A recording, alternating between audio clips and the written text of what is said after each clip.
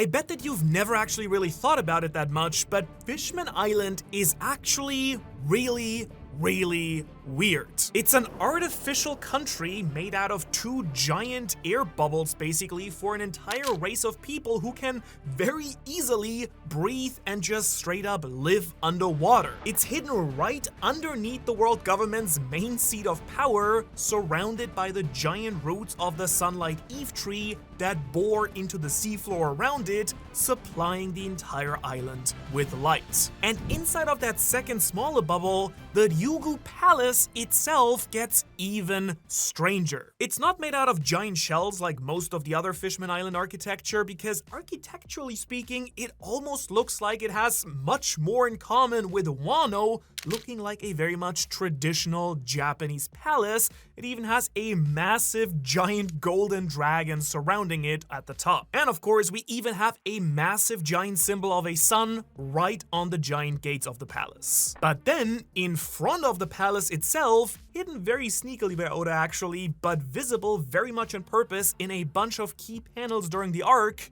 this massive circle of 8 pillars surrounding a central plaza, another big circle, which I don't need to tell you, of course, is of course the spitting image of Joyboy's symbol. Only that when you actually take a closer look right here where Kami is swimming by with Nami, you will see that this is actually not a plaza at all, but instead a giant gaping black hole leading to what exactly? Well, today I want to find out together with you not only what is in that hole, but also why I think that Fishman Island probably wasn't always where it is today, where it might have actually come from, and why I think that, what we see of Fishman Island and especially its palace might have been taken from somewhere else and just hidden pretty much under the nose of the world government. And not only that, while potentially one of Joyboy's biggest secrets might have been hidden right here in plain sight and none of us ever realized. But to get started here, I think we first need to establish why Fishman Island obviously has such massive ties to Joyboy and to the Sun God overall. The fact that the Ryugu Palace was built in honor of the Sun God has pretty much been staring us right in the face this entire time, I think. And it makes a lot of sense. This arc, Fishman Island, is where we first got the original Joyboy name drop. Lore-wise, it is just undoubtedly one of the most important arcs too. I actually just made a video about the Noah and the Sea Kings and the ancient weapon Poseidon and Pluton and everything specifically, but I do think that Ryugu Palace is hiding so many more secrets that I kind of needed to make a whole separate video just about this. And it really shouldn't come as too much of a surprise to say that Fishman Island was of course once at the very least allied with Joyboy. And of course, Fishman Island was also telling us about Joyboy's connection to the sun a very long time before we actually even learned about the Sun God or Luffy's real devil fruit for the very first time, ironically, later on in Wano. We'll get to that. But again, there is that big giant sun right on the door, there's Joyboy's symbol in the plaza right before you enter the palace, and while Fishman Island doesn't really have a flag of its own, we do see it very literally in the Sun Pirate symbol founded by Fisher Tiger after being freed from Marijua with, a little bit of help from my man Shanks. While imprisoned as a slave in Marijua, it's very likely that Fisher Tiger there learned for the first time about the legends of Sun God Nika. Legends of this godlike figure has of course spread amongst the enslaved people in the One Piece world throughout the ages, as we learn from Who's Who, and with the goal of fighting for equality for his own people, Fisher Tiger then adopted that very same symbol of the sun. Historically, of course, the fishmen have always faced strong discrimination from humanity, even being enslaved by the celestial dragons, and for centuries they've really just dreamed about wanting to rejoin the surface world and live under the same sun as the rest of the world's people. They've been fighting for freedom, so it's no wonder that in the Void Century they ended up allying with Joyboy, the incarnation of the sun god Nika that brings freedom and laughter wherever he goes. the god whose slaves pray to for freedom. Very ironic then, or maybe fitting, that even without Fishman Island having its very own flag, Luffy's flag is the one that's now flying over the island since he has actually claimed it as his own territory, which, as we will see later in this video, might just be, Oda foreshadowing that Fishman Island originally was Joyboy's or the Sun God's country anyways. Either way, we're getting ahead of ourselves here. This country is getting its absolute crazy Nika representation. Once again, this island is allied with the Sun God, and it's very ironic that the new captain of the Sun Pirates, Jinbei, would now also literally join Luffy's crew, dissolving a crew that was inspired by the Sun God in the first place. But what's especially weird to me probably is that while Fishman Island is the name of the island, it is not in fact the name of the country. The country is called the Ryugu Kingdom. And as an FYI here, Ryugu means Dragon Palace in Japanese. It's not the Mermaid Palace, it's not the Fishman Palace, it's not even the Sea King Palace, it's the Dragon Palace specifically. And as I've been noticing a lot lately, Nika and dragons always seem to come hand in hand. What I really strongly believe here though is that it's the Ryugu part of the Ryugu kingdom that's especially important, and to really understand what I'm getting at here, we've got to dig into the kanji, the Japanese characters that Oda uses for the Fishman country. For starters, the name Ryugu is taken from a myth about the Dragon King and his palace under the sea, which appears in a bunch of different folktales throughout, Japanese mythology. I've been reading up a lot on all that recently. And the first kanji, Ryu, as you probably know from, Loki or from, Kaido, Ryu is just dragon. Instead, it's the gu part here, this kanji, that I'm very curious about. Because gu can mean palace, but it also is usually more commonly translated as the imperial capital, which kind of has me speculating that this palace might not only have been part of the Great Kingdom, it might have straight up been associated with its ruler, and the palace itself that we see now in Fishman Island could have been the capital ruling palace of the Great Kingdom, and whoever ruled it, whether that's Joyboy or Davy Jones or both or someone else, they could have lived here before it was hidden, and then the Merfolk dynasty moved in instead. Also, gu is also the kanji that refers to the imperial prince or princess, so Joyboy, as we've speculated before, might have just been the prince from the ancient kingdom. But before I get into all of that, I first have to acknowledge that, again, the Ryugu kingdom is named in large part due to that Shinto mythology thing. So it's time for a little bit mythology with Manu, so we can actually see how Oda took inspiration from this very popular and very important myth, and the ways that he then wove it into his own story before we then connect it to the larger One Piece lore surrounding Nika specifically. But there is a central one that I want to focus on, and that tale begins with a fisherman, Urashima Taro. One day, this fisherman saves a sea turtle who turns out to be actually the daughter of the Emperor of the Sea, the dragon god Ryujin, who, if we kept track, is a literal sea god. The dragon god wants to thank Urashima, so another turtle gives him a lift to his underwater kingdom, the Ryugu Palace, and the sea turtle that Urashima saved is now revealed to be the beautiful princess Otohime, the same name as Shirahoshi's mother. He visits her for roughly 3 days, but tells Otohime that he's gotta get back to his village to take care of his aging parents. They actually get married in that time, which is kinda crazy, but even though she doesn't want to see him go, she gives him a magical box to protect him that is called the Tamate Bako box, but warns him that he must never ever open it. However, once he gets back to his village, everything has changed completely. It's been only a couple of days, but his mother is gone, no one had ever heard of Urashima Taru, and it turns out that in those 3 days at the bottom of the sea, his parents have disappeared, and when he tries to tell people who he is, they do remember that a fisherman of that name once lived here many years ago. So it turns out that in those 3 days that he spent at the bottom of the ocean, 300 years had actually passed on the surface. And in his grief, Urashima then opens up the Tamate Bako box and instantly ages those 300 years, becoming old and dying right then and there. He then hears Otohime's voice telling him that she told him not to open the box because inside it was his old age. It had kept him perpetually youthful despite all the many years that had passed. Now, I hope that on the surface, the One Piece connections here are probably pretty obvious. We've got an Otohime, we've got a Ryugu palace, and we've even got the Tamatebako box. And personally, I've been saying for a while now that the Tamatebako box has to have some kind of connection to Joyboy or Nika, because what happens when Luffy goes Gear 5 and awakens his devil fruit? That's right. His hair turns white, his eyes turn red, and he gets super powerful. And what happens when someone eats any of the holy energy steroids from the Tamatebako box instead? Same thing. Their hair turns white, their eyes turn red, and they get super powerful, and the side effects are the exact same too. After Luffy comes out of his Nika transformation, he's temporarily at least a super old man. And after Hody Jones and his gang used the energy steroids, they also aged up several decades. It's kind of as though somehow back in the day, Joyboy or Nika imbued his own powers into pill form and gave it to Fishman Island as a treasure to help protect them in dire need.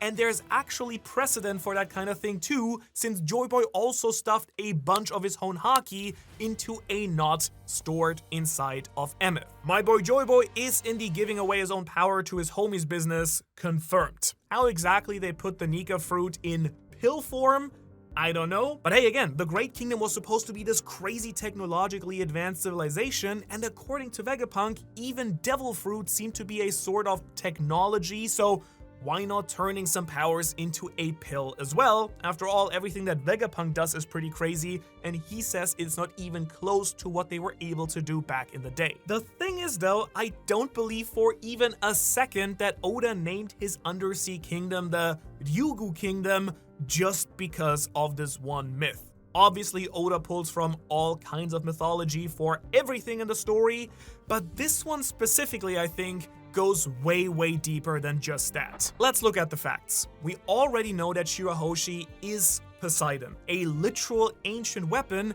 and we know that there is an entity called the Sea God, who's one of the 4 gods who may or may not be Poseidon or related to them, since that's the Greek god of the sea, of course. Now, it would be very funny if King Neptune turned out to be the literal sea god of One Piece despite his bad back, but at this point, we just don't know who it might be for sure. It might be a character we don't even suspect at all. As you probably know, recently I've been on a big kick speculating that the actual sun god Nika might have been a dragon. I specifically thought that he was this giant dragon on the mural fighting against the Hellflame Serpent. Unfortunately for my agenda though, this dragon actually appears to be the Nidhogg, which Loki of course has eaten the devil fruit for. However, that still doesn't change the fact that allied countries of the Great Kingdom have a huge dragon obsession. They all really seem to have worshipped or at least have some sort of mythology around these creatures, and that makes a lot of sense because in Eastern mythology, dragons have traditionally always been associated with the divine, just like the Ryujin, the sea god dragon from the Urashima Taro myth. And really, it's a massive common factor in a lot of the mythology that Oda's pulling from, and seeing the big Joyboy symbol in front of the Ryugu palace, right?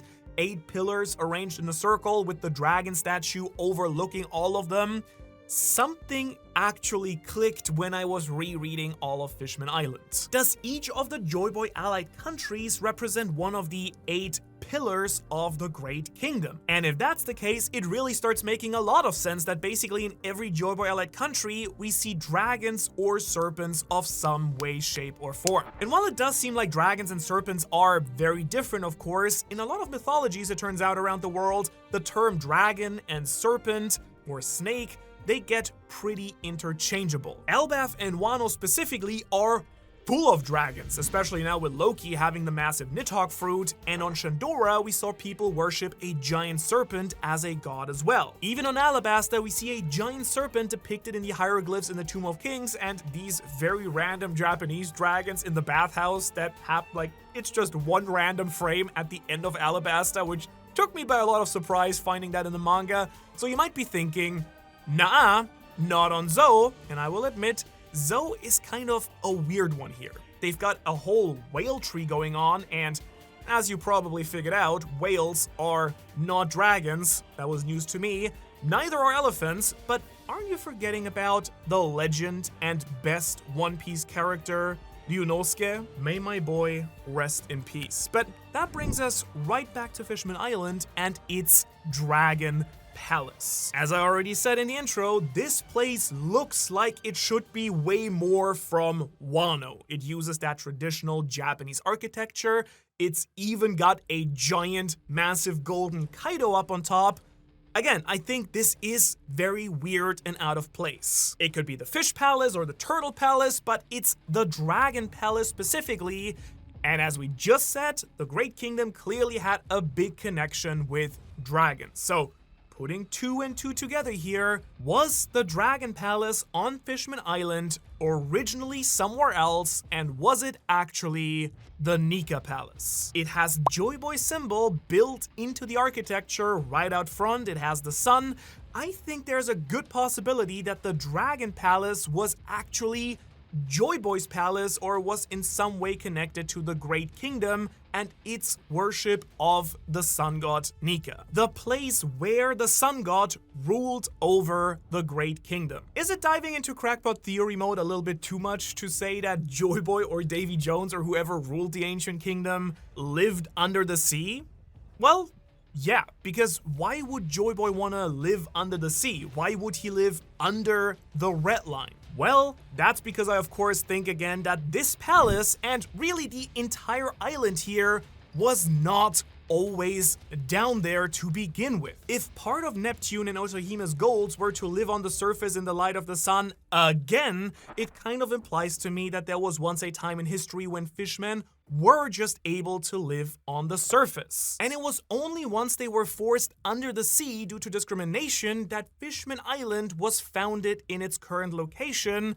Fishman Island was built where it's built right now because it's the only place on the seafloor that actually gets sunlight thanks to the roots of the massive sunlight tree Eve. But again, we know that the fishmen don't need air. Why build everything inside these air bubbles? And back in the day, I kind of like to imagine that the fishmen were pretty much amphibious, living in a semi-aquatic society where the sea levels were a lot lower, which makes sense since they can also, of course, breathe air and just casually live on land. Again, that's why it really doesn't make sense that Fishman Island is at the bottom of the sea anyway, that the palace might not have been built by or even for them originally. These guys can live on land and also underwater just fine, but were then forced to live under the ocean at the very bottom, where otherwise it's just pitch black darkness. Perhaps Otohime's dream to live under the sun is actually inherited from a time when the fishmen did live under the sun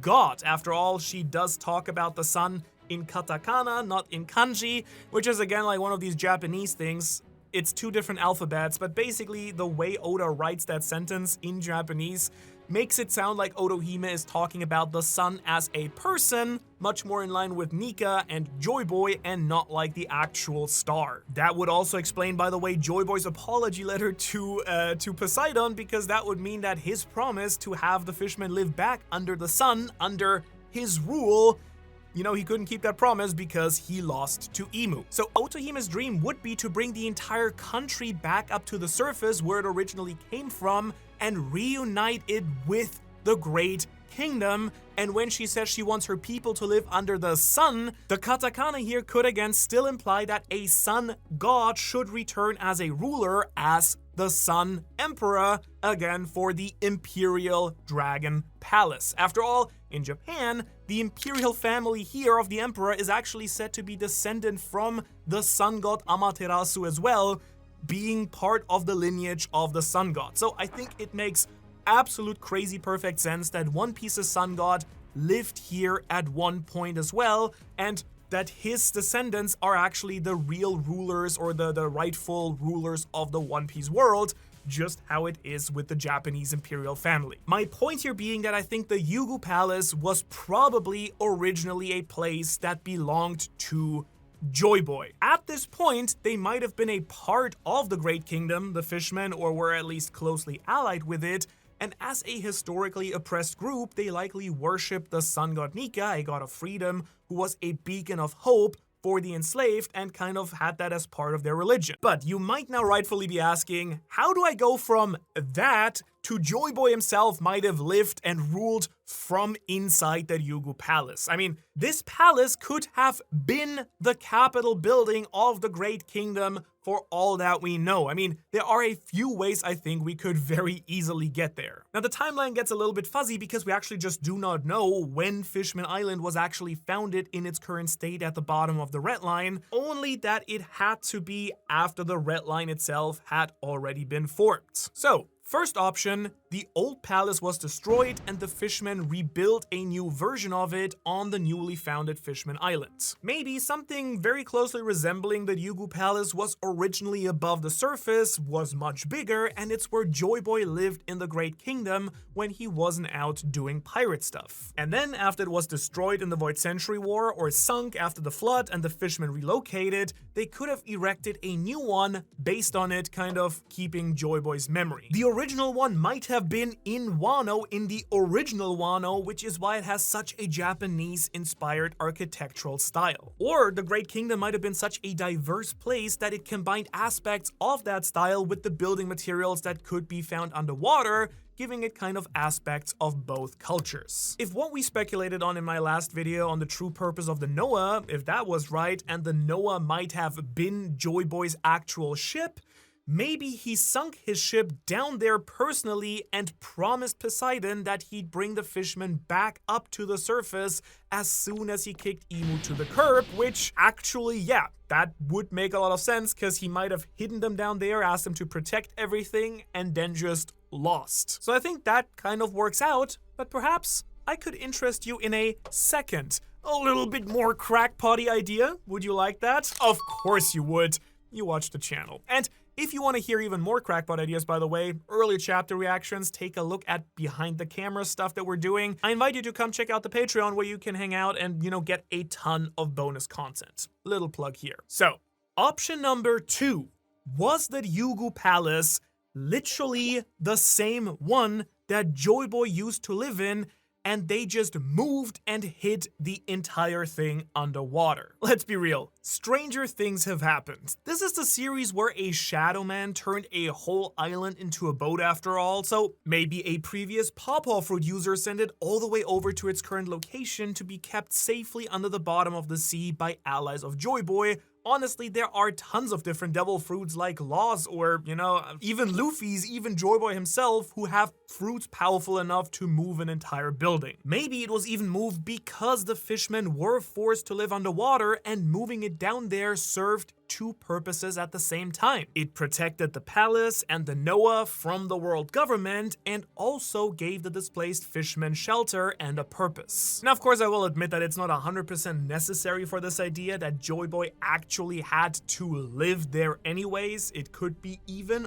older than Joyboy, as the Dragon Palace, maybe it was actually built to honor and worship the actual original sun god Nika before the second world. Or, I've also speculated before that it wasn't Joyboy who was the king of the Great Kingdom, it might have been Davy D. Jones, and in that case, it would be especially fitting that the palace and the fishermen got moved to the bottom of the sea in Davy Jones's literal locker. Another possibility, though, is that it was where it is currently, it was just a lot higher. Maybe it was originally on top of the red line and somehow it was transported to the bottom. Maybe a former Ope Ope no Mi user croomed it all the way down Big Mom style. After all, I do kind of think that a palace to Nika on top of the red line where the previous gods lived in the Holy Land makes a lot of sense anyway, where now the new celestial dragons lived, right? I have a feeling that originally the top of the red line belonged to Joyboy or the Great Kingdom anyway, since the Lunarians used to live up there and we know they worship Joyboy to some extent too,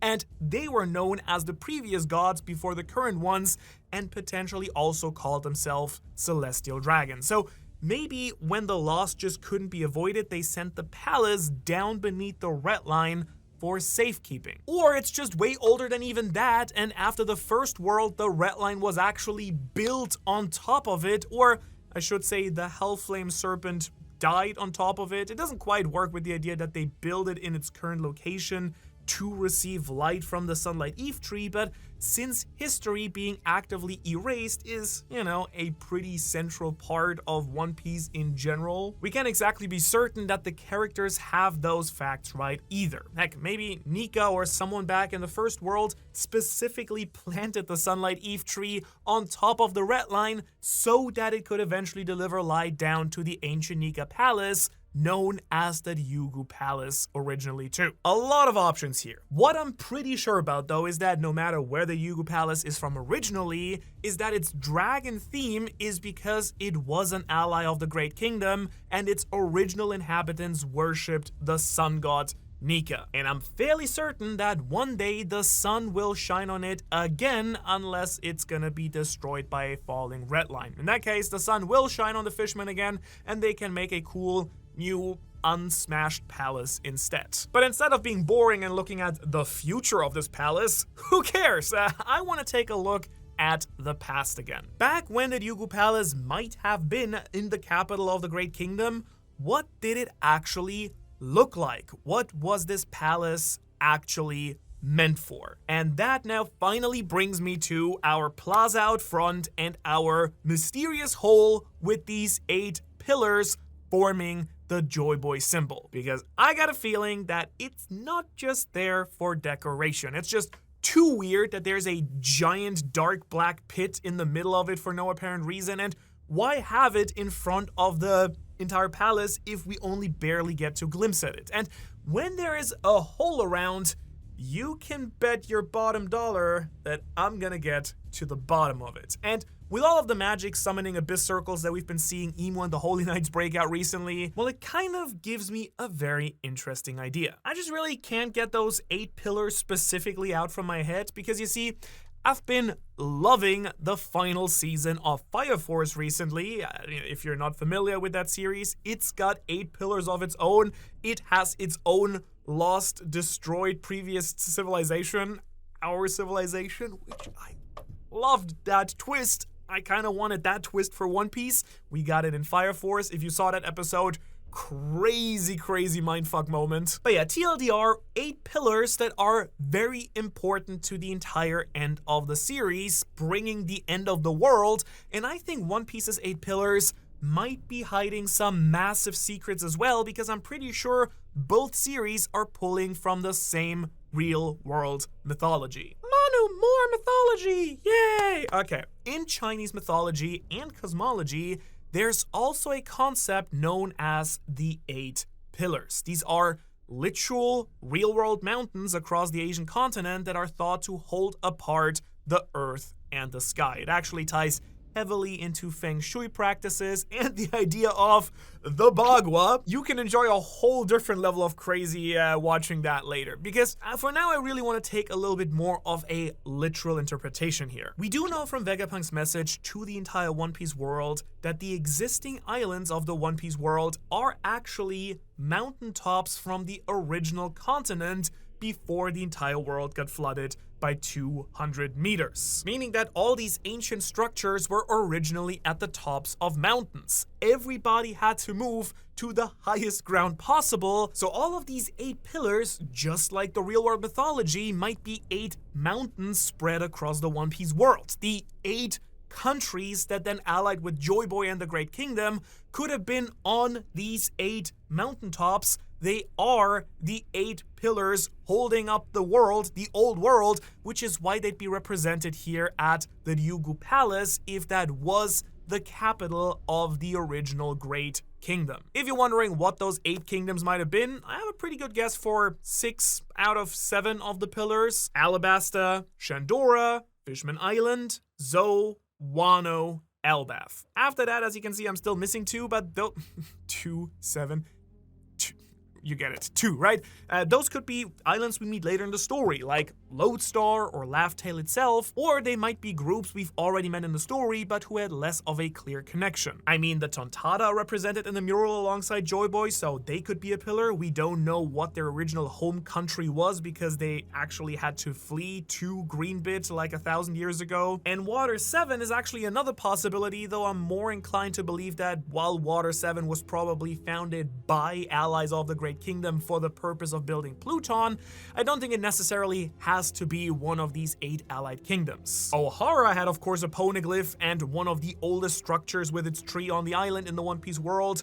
Was it one of the 8 pillars too before it was destroyed? I mean, I already talked about how Ryugu Palace might have been literally relocated from its previous place on the surface, so maybe it was once a mountaintop, one of the 8 pillars of the world, but the people were forced down to the surface instead. Maybe the Minks had to take up residency on Zunisha's back, as we know they did, because their own homeland is now also beneath the sea. The 8 pillars that held up the world, the 8 mountain kingdoms and the Great Kingdom, have been torn apart from their original locations in order to survive, and in their place, the world government took over and imposed a new world order. And the idea that a lot of these are moved from their original positions gave me another really crazy idea, but one I think might actually just be possible. What if the Joyboy symbol itself isn't just a picture of the sun? What if it's a picture of the entire planet? All of the confirmed Great Kingdom allies so far are of course located in the Grand Line, so if we just turn the globe so that the Grand Line is lined up with the circumference of the planet, like this, right? Each circle would be one of those pillars spaced evenly across the entirety of the Grand Line. I mean, the Grand Line is already weird enough by itself, and we're not exactly sure where each one is on the map anyways, and we're even less sure about their original locations pre-Void Century, so I think it's possible that the 8 pillars could have literally been placed in this kind of special arrangement. It's not just a flag, it's a map, very similar to the current world government symbol, which of course is kind of inspired by the Joyboy symbol and also seems to show the 4 blues and Marijua in the middle. The fact that there are 8 of them specifically in the Joyboy symbol could also even mean that they stand for the cardinal and ordinal directions, each of these places in a different sector of the world. You know, kind of how like the Revolutionary Army has a representative for each blue. You know, Belo Betty's got the East Blue, Karasu the North, and so on and so forth. And I've been speculating before also that the world government might be using their giant bridges to form some kind of crazy big abyssal transmutation circle across the whole planet, kind of in the shape of the world government logo. Could it work in a similar way if the 8 pillars were placed back in their original locations? Basically forming a big actual physical Joyboy symbol across the entire planet, and if that's the case, what would it actually do? Wait, hold on. That might actually explain, funnily enough, one of One Piece's weirdest and biggest mysteries. Zunisha.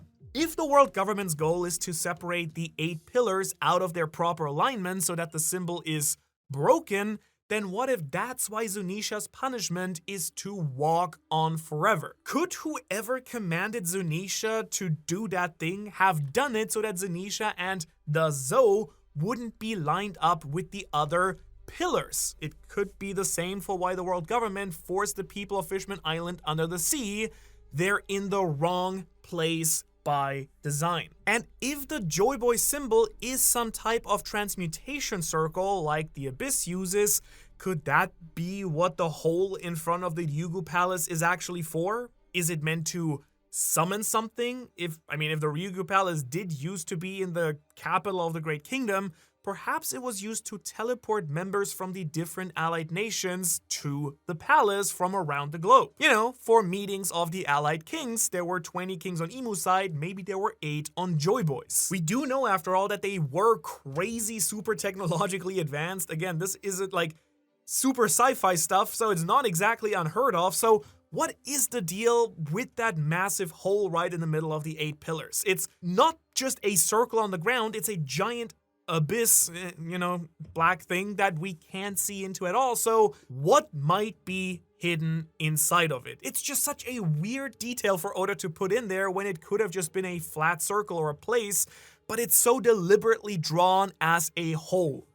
Why? Well, if I'm rolling with the transmutation circle theory, maybe if the 8 pillars are realigned across the Grand Line, it might unlock something there, which could actually be pretty perfect placement since right now it's directly underneath Marijua. Maybe they relocated down there so they can use the palace to shoot up a big laser thing or something. Or we're down in the bottoms of the sea in Davy Jones's locker. So is it a secret grave for either Davy Jones or Joyboy, or could it even be where Davy D. Jones is imprisoned, some kind of gateway to another dimension, or even the abyss itself maybe that could be unlocked if, you know, everything is kind of put into place Zelda style. Maybe the Sea Forest isn't the only place with a poneglyph and they've got another one hidden down there. Or another possibility that I think is kind of fun, because I've been thinking about this like separately for a bunch of, you know, different videos and have been trying to wrap my head around how this might be.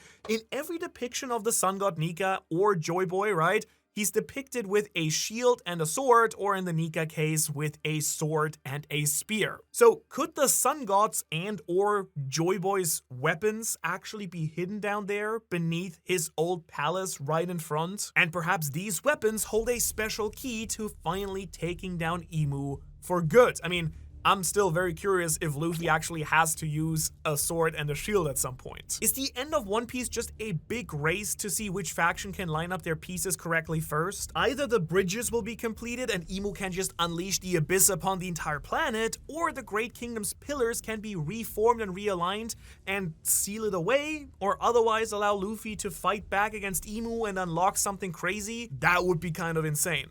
And it could even tie into the idea of putting the world back together in one piece, the Joyboy symbol, because right now everything is out of order, not aligned, but the one piece is maybe just moving Zanisha back in the right location. This is a random idea I literally just had while talking about this, and I don't really have any evidence for it, but it could be kind of interesting, again, thinking about the fact that these aren't like, you know, Stone Age civilizations, but we are talking about a crazy sci-fi lost civilization in One Piece with high technology.